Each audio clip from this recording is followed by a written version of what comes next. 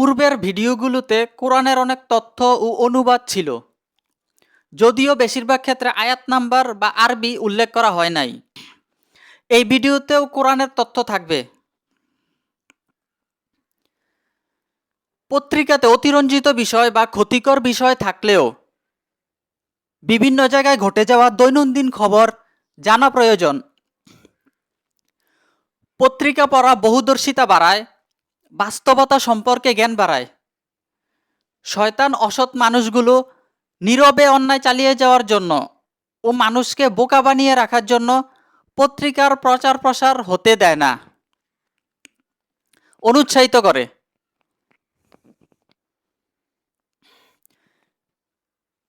ক্লাসে যেমন বিভিন্ন ধরনের ছাত্র আছে, বিভিন্ন মেধার ছাত্র আছে, বিভিন্ন স্তর আছে।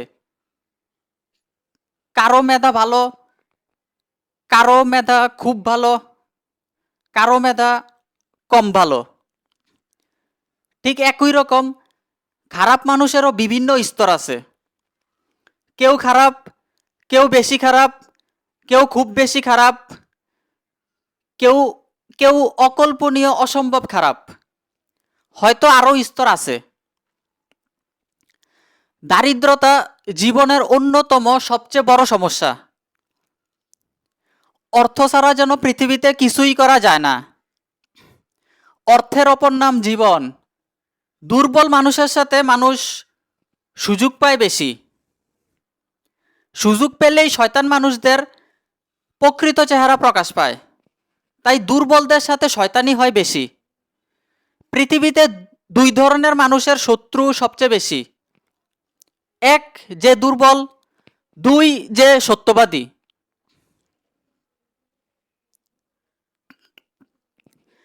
পিতামাতার সাথে সদ্ব্যবহার করা, তাদের একজন বা উভয়ে যদি বার্ধক্যে উপনীত হয় তবে উফ শব্দটি না করা, তাদেরকে ধমক না দেয়া, পিতামাতার শোকর আদায় করা।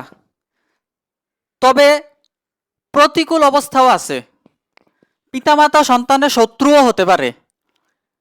যারা বেশি চরিত্রহীন, লম্পট, আত্মমর্যাদাহীন, চরম মুনাফিক, ইসলামের ঘোর শত্রু, সন্তানদের সমান চোখে দেখে না, সন্তানদের মধ্যে ইনসাফ রাখে না, এই ধরনের পিতামাতার মধ্য থেকে সন্তানদের সাথে শত্রুতামি করতে দেখা যায়। আরো বিভিন্ন কারণে শত্রুতামি হতে পারে। পত্রিকাতে পিতামাতা সন্তানকে হত্যা করে ফেলেছে, এই ধরনের সংবাদ চোখে পড়ে। নাপা সিরাপের ঘটনা অনেকেই জানেন। ডাস্টবিনে নবজাতক পাওয়ার কথাও শুনে থাকবেন। ইব্রাহিম আলাইহিস সালামের পিতা আজরের ঘটনাও কোরআনে এসেছে। মুসলিম নারীরা যখন নবী করিম সাল্লাল্লাহু আলাইহি সাল্লামের কাছে বায়াত হতে চাইতেন, তখন তাদেরকে এই ওয়াদাও করতে হতো যে মহিলারা নিজেদের সন্তানদেরকে হত্যা করবে না। যে বিষয়টা বুঝাতে চাইলাম তা হলো, শুধু অকৃতজ্ঞ ও বেঈমান সন্তানরাই বাবা মার জানের দুশ্মন হয় না, পিতামাতাও হতে পারে। অন্য আরেকটা বিষয়, শুধু মাদকাসক্ত বা বখাটে, রাস্তাঘাটের বখাটে ছেলেদেরকেই খারাপ মনে করা হয়। আর যারা অফিস, দোকান, স্কুল, মাদ্রাসা বা বিশ্ববিদ্যালয়ে চাকরি, ব্যবসা বা পড়াশোনা করে তাদেরকে ভালো, ভদ্র মনে করা হয়। মহিলাদেরকে তো নিষ্পাপ ফেরেশতা ধরা হয়। এগুলো সম্পূর্ণ ভুল ধারণা। ভদ্রদের ভিতরেও অনেক চরম অমানুষ, চরম নিকৃষ্ট, খুনি, মহামৃত্যুক রয়েছে। অনেক গুন্ডা মাস্তানও এই তথাকথিত ভদ্র মানুষদের থেকে, মুনাফিকদের থেকে হাজার গুণ ভালো। মানুষের সে কাজেই কল্যাণ হবে যা সে স্বেচ্ছায় করে, এবং সে কাজেই মানুষের ক্ষতি হবে যা সে স্বেচ্ছায় করে। সৃষ্টিকর্তার নিকট সবচেয়ে মর্যাদাবান ব্যক্তি সেই যে সবচেয়ে বেশি মুত্তাকি। মুমিন সৎকর্ম করলে উত্তম জীবন লাভ হয়। মুমিন সৎকর্মের দ্বারা নিজের জন্য পথ তৈরি করে। নিজের উপর জুলুম হলে তা প্রতিহত করা। কোনো সম্প্রদায়ের পক্ষ থেকে বিশ্বাসঘাতকতার আশঙ্কা করলে তাদের সাথেও একই রকম ব্যবহার করা। শত্রুদের মোকাবেলার জন্য যথাসাধ্য শক্তি প্রস্তুত করে রাখা, যাতে শত্রুরা সন্ত্রস্ত হয়ে থাকে। তবে দুর্বল বা অপারগ হওয়া সত্ত্বে কাফের মুনাফিকদের থেকে বাঁচার জন্য আত্মরক্ষামূলক কোনো পন্থা গ্রহণ করা হলে সেটি ভিন্ন কথা।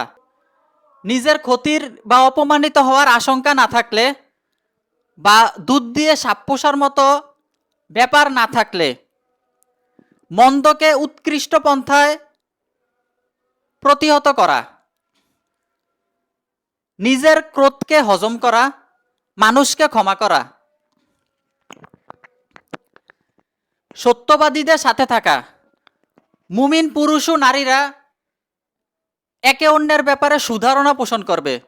মুনাফিক ও কাফেররা যদি কোনো মুমিনের ব্যাপারে গুজব ছড়ানোর চেষ্টা করে তবে তাকে সুস্পষ্ট মিথ্যা বলবে। মুসলিমরা আত্মকলহে লিপ্ত হবে না, অন্যথায় তারা দুর্বল হয়ে পড়বে, তাদের হাওয়া বিলুপ্ত হয়ে যাবে। সমস্ত মুসলিম ভাই ভাই, তাই মুসলিমদের দুটি দল যদি আত্মকলহে লিপ্ত হয় তবে তাদের মধ্যে মীমাংসা করে দেওয়া। মীমাংসার পরেও যদি কোনো দল অন্য দলের উপরে বাড়াবাড়ি করে তবে যে দল বাড়াবাড়ি করবে তাদের বিরুদ্ধে যুদ্ধ করা, যতক্ষণ না তারা সৃষ্টিকর্তার হুকুমের দিকে ফিরে আসবে। কাফের মুনাফিকরা আড্ডা বা মজলিসে কোরআনের আয়াত অস্বীকার করতে থাকলে তাদের সাথে না বসা, যতক্ষণ না তারা অন্য কোনো প্রসঙ্গে লিপ্ত হয়, অন্যথায় মুমিনরাও তাদের মতো হয়ে যাবে। ফাসেক কোনো সংবাদ নিয়ে আসলে তা ভালোভাবে যাচাই করা। নিজ গৃহ ছাড়া অন্য কারো গৃহে না যাওয়া, যতক্ষণ পর্যন্ত অনুমতি গ্রহণ করা না হয় বা তার বাসিন্দাদেরকে সালাম দেওয়া না হয়। কেউ সালাম দিলে তদপেক্ষা উত্তম রূপে সালাম দেওয়া বা সেই শব্দেই তার জবাব দেওয়া। সৃষ্টিকর্তার ইবাদত বন্দেগীতে লজ্জাবোধ না করা, অহমিকা প্রদর্শন না করা। হাঁটার সময় মধ্যম পন্থা অবলম্বন করা, কথা বলার সময় নিজ কণ্ঠস্বর সংযত রাখা, সত্য বলতে সংকোচবোধ না করা, কেউ সওয়াল করলে তাকে দাবড়ি না দেওয়া।